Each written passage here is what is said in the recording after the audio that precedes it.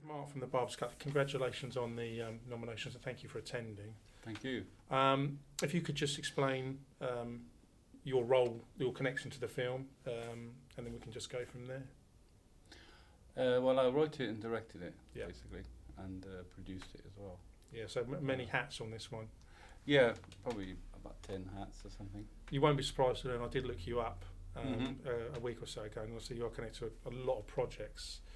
Yes, that's true. You're quite very interesting in background. If you perhaps you could sort of briefly tell us, I don't know, the sort of last 5-10 years, what you've been, where you've been from, where you've come from to get to now. Basically, I come from animation originally. Yeah. I was a 2D animator, and I worked for Disney and Warner Brothers, companies like that. Yeah. Drawing all day. Well, so it's hand drawn. It's not a computer. This is hand drawn, Right. hand drawn animation, and about. Does that mean you're originally an artist then, rather than? That's true. Yeah. Yeah. Yeah, I used to do cartoons and comics, and animate on films. Yeah. That must have been fascinating. So Disney. Yes, it was. It was great. Was that Disney UK or was it all? Is it the US? Oh yeah, the US. I mean, I worked on Jungle Book 2, for example. Yeah. I mean, a lot of productions now are split up between different countries. So there was a crew in Australia, Mm-hmm. there was a crew in LA, and there was a crew in the UK. Yeah. We were all making the same film. So Oh, right, they hive the work out to different areas. that's right. Yeah.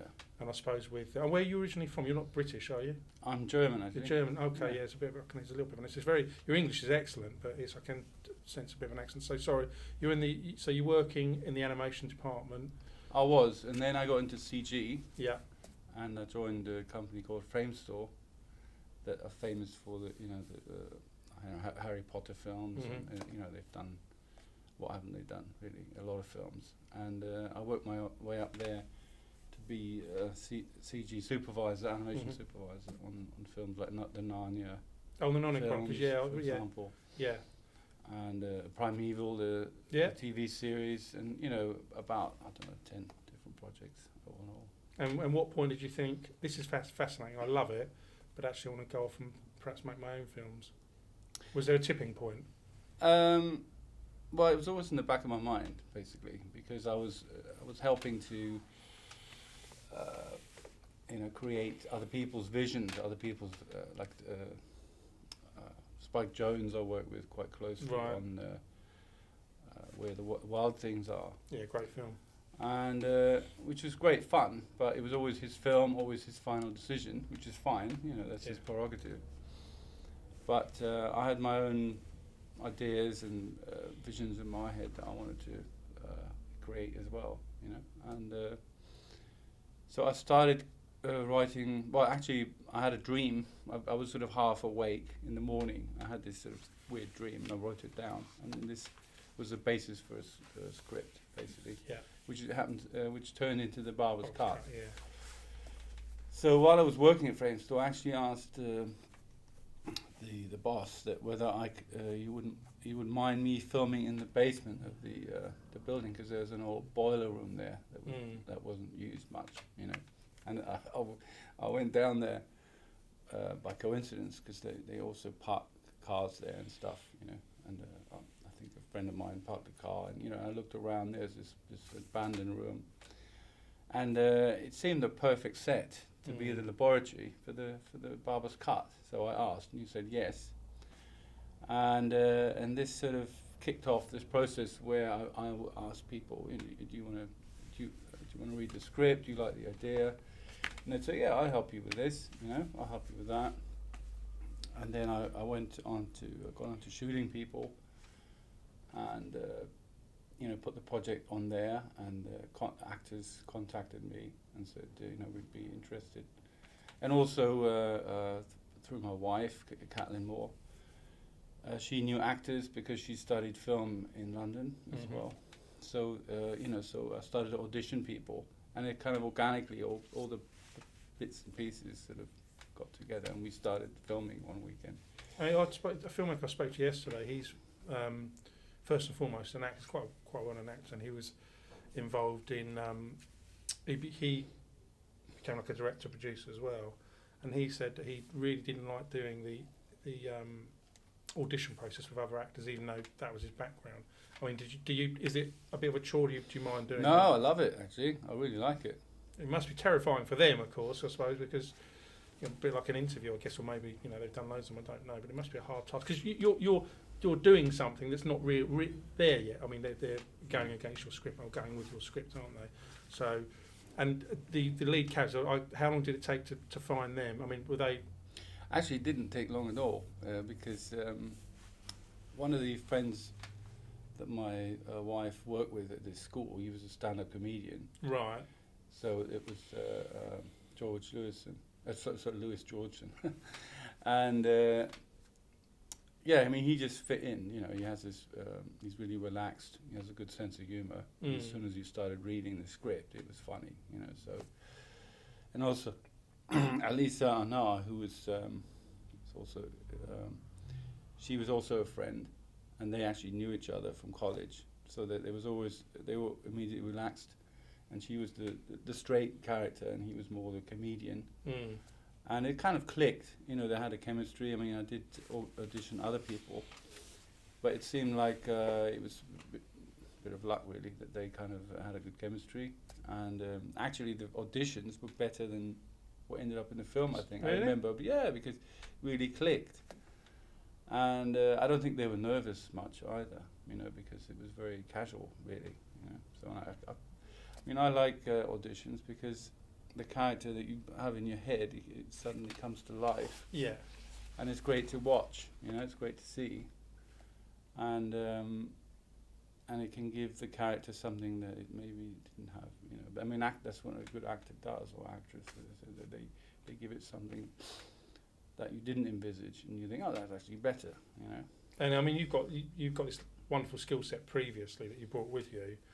Yeah, that's true. Which helps. Exactly. I mean, I did, having worked in film a lot, and I've directed animated projects as well in the past. So I'd already auditioned people's voices, and I was involved for decades in the filmmaking industry and in the process, being a supervisor, being in contact with producers and directors and clients. So that gave me a lot of confidence, basically, about dealing with these things, sort of without being too nervous, really. And even with all that experience, did anything go wrong? I mean, because you can't plenty account of things went or wrong. anything that sticks in your mind that went well. You didn't. Well, it didn't go wrong, really, because in my previous job, I was responsible for the animation, but they're obviously making a film right from the script to pre-production, through crewing up, through the shoot, and then the post-production, editing and all that. Most of that I wasn't involved in, or only on the side. Right. Okay. Because I was specialized in a specialized field, which is CG animation and visual effects. Which is these days a big part of filmmaking. But it is part of post-production mostly. So yeah, I had a hell of a lot to learn, and it was an extremely steep sort of hill to climb.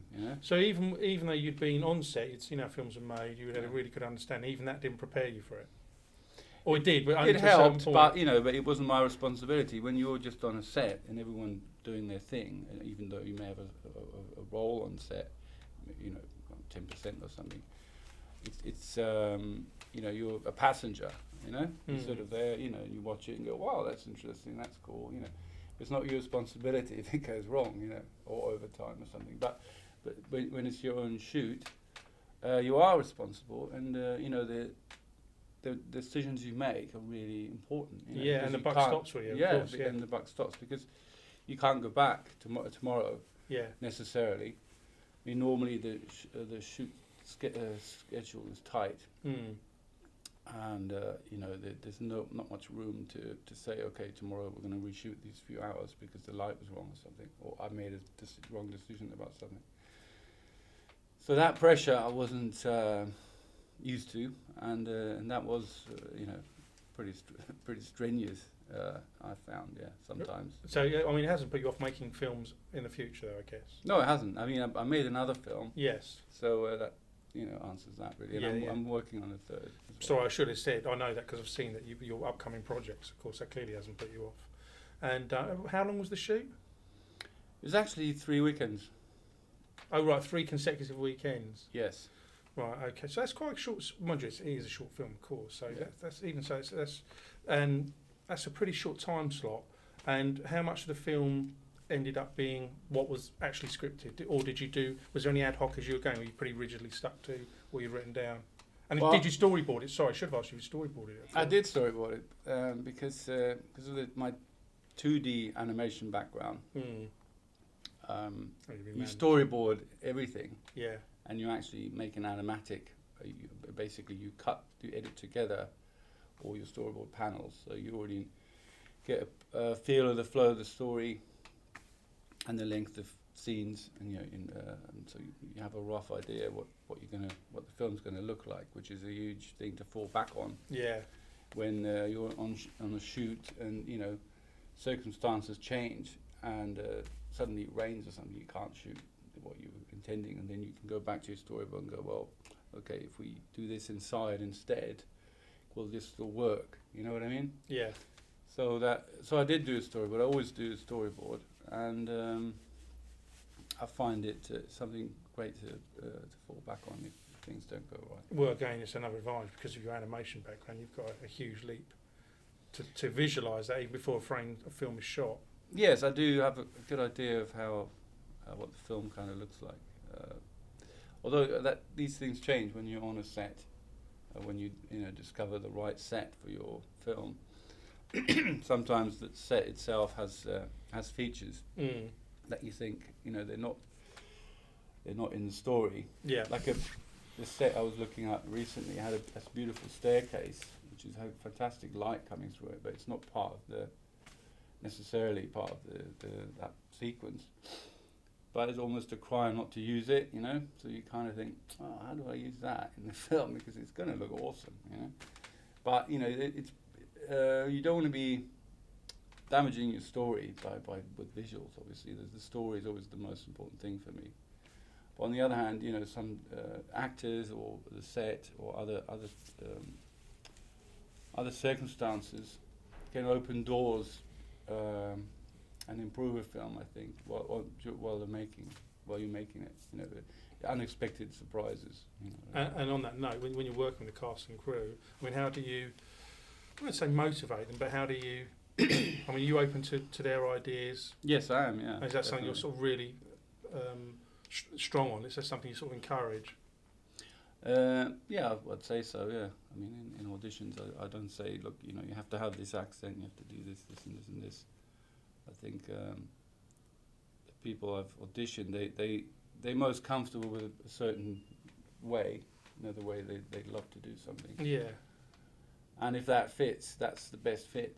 So, obviously, some actors can do all different, different styles, if you like. But I don't know. But I think most actors, the further you move them from where they're most comfortable, the more the performance suffers. You know what I mean? Yeah, absolutely. Because they have to think about while they're acting what exactly they have to do, in terms of accent or attitude. Rather, it's easiest to be yourself, isn't it? I mean, I think so. Yeah, so. If you can get as close to that. And what was the most positive thing about making this film for you on a personal level? Well, it's for me. It literally, I've learned so much making this film. Basically, the Barber's Cut. Yeah. It's the first film that I made myself, and the way I describe, from script to final edit, and that whole journey with all its ups and downs is I don't know, it's life changing for me, not just from a filmmaking point of view, but just as a journey, because it's an incredible experience, really. Did it make you think, although I've been working in film in different levels, in different ways, I'd wish I'd done this a long time ago? Yes, it did. Or was it at the right time? I do wish I'd done it before, but I was, but what's the point in looking back, really? I mean, I did other things, I was keen on drawing and animation and learning all about that. So And at the end of the day, a lot of what I learned then I can use now. So, you know, I do wish I'd done it 10 years earlier. But at the time I was involved in big projects and stuff, and you kind of, you don't get much time to look over the parapet and see where you are, you know, because you're just focused on, feature film or something, you just get it done, and, you know. And it's interesting you said it was life-changing. Has it changed your personality and the way you look at things? Has it made you more relaxed? Or I don't know. What I'm trying to get at is, has it altered you in any way? Well, it's given me. I think the best moments are when you on set, when you see your idea come to life. Yeah. And you get a really good shot in the can, and then you see it later, and you know, I get a huge satisfaction out of it. You know, to have taken something that was an idea in my head and now it's actually on the screen. You know, and it's there. Yeah. You know, for better or for worse, you know, whether people like it or not, but it's actually there. You've made that. You know. Yeah, and as a team, obviously. Yeah. So I mean, that is so satisfying. That's what, and the fact that having achieved that, it's given me a lot of confidence to do another one, make another one. You know, and it does get easier. You know, once you get over that huge hill at the beginning, and you always get other problems, but the second one was a lot easier, much more pleasant, and I avoided quite a few of the pitfalls that I naively walked into with the first, with the Barber's cut, because I thought I could do it all. Because you've been, you such a long and varied career, I suppose it helped, and but look, it's the same for all the filmmakers, you know, whether they're newbies or seasoned professionals, they all say the same thing, you know, well, this happened and I wasn't expecting it. And how did you raise the finance? Well, I was lucky that, like I said, a lot of people were willing to help me make this film. I mean, I didn't actually pay many people. Right. Obviously, I paid for the developing of the film, you know, technical things. But working at Fame Store, I have to mention them that they help me as well. Yeah. You know, like with in terms of having a set. Yeah. And you know, basically not having to pay for the lighting as such. You know. I mean, that's a massive tick to begin with, isn't it? You found the set already. Yeah, I mean that was only one set. You know, we had two other sets. Yeah, I mean, the other set was my flat, and the other set was a barber's shop. But even so, you've got a leg up to begin with. Oh yeah, absolutely. And you know, why wouldn't you use that as a really positive thing? Yes, I mean the fact that was available and other people were reading the script, going, "Oh, this is awesome! I want to help on this for free." You know. That's what made me think, wait a minute, I can actually do this, you know. You know, because I thought, why would anyone do that, you know? But they liked it and they wanted to do it, so I thought, well, why not, you know? So it kind of got helped enormously, you know. I don't know if I wonder if I'd while working whether I'd really gone for it on my own. You know, it was other people who kind of read it and said, let's do this. You know. Yeah. It's cool. Really that's a great thing. And although you're working on other projects now, what's the ultimate goal? What I'm trying to say is there an idea in your head you think, I really want to do this and this is going to take time, but this is the big thing that I really want to do? Or is that not crossed your mind as yet? No, I do want to do this. Definitely. I mean, you've got something. Once I embarked on doing it. Sorry, when I say project, I mean, is there a film that you've got building in the back of your mind that you really, really want to do? You haven't looked at doing it yet, you haven't done anything about it, but is there like a genre film that you'd really like to put together? I mean, I have a number of ideas that I'd really like to make. You know, I mean, at the moment I'm working on a short, which could become a longer film, you know, as well.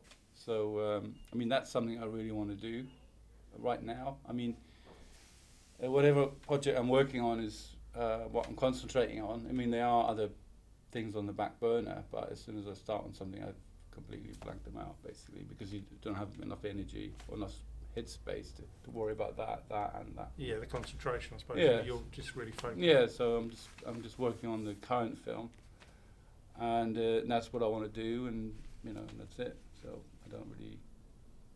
Yeah, potentially. I mean, if this one does really well, maybe we could make a longer version of it. No, That's brilliant. what I'm hoping. But even as a short, it should be good. Hopefully, the best thing I've done. So. No, it's really good, and in fact, it's excellent. I have seen it, so best of luck and thank you. Okay.